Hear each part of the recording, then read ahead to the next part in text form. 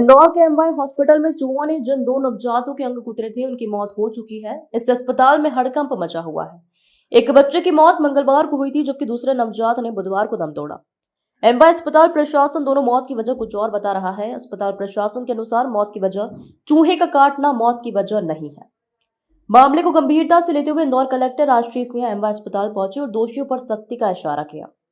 इस मामले में चिकित्सा शिक्षा विभाग ने डीन को नोटिस दिया है। मामला सामने आने पर दो नर्सिंग कर्मचारियों को डीन ने निलंबित कर दिया था। इससे नर्सिंग स्टाफ में नाराजगी है। उनका कहना है कि अस्पताल में ठीक से सफाई न होने से चूहे अस्पताल में घूमते हैं। चूहों की संख्या पर नियंत्रण करने के लिए पेस्ट कंट्रोल कंपनी का स्टाफ भी तैनात रहता है। यदि वह ठीक से काम करे तो चूहे अस्पताल में नजर नहीं आएंगे। आपने यहाँ पे घूमे हैं और इंस्पेक्शन किया है विधायक जी और आप दोनों ने, तो क्या देखा आपने और क्या आपका रिव्यू?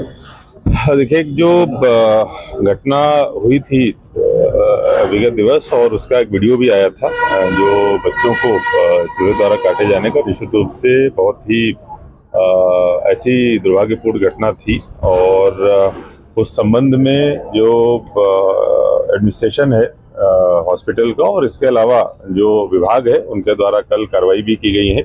उनमें 2 लोगों को सस्पेंड किया गया है, कुछ लोगों को शोकॉज नोटिस भी दिया गया है। स्टेट से अन्य जो जिम्मेदार यहाँ के उच्च स्तर के एडमिनिस्ट्रेटर हैं उनको भी नोटिस प्रदान किया गया है। निश्चित रूप से ऐसी चीज़ नहीं होनी चाहिए थी और जो भी इसमें एजेंसी है या जो भी इसके लिए जिम्मेदार लोग हैं, अगर अन्य कोई भी जांच में पाए जाते हैं तो बहुत कड़ी कार्रवाई इस पर की जाएगी।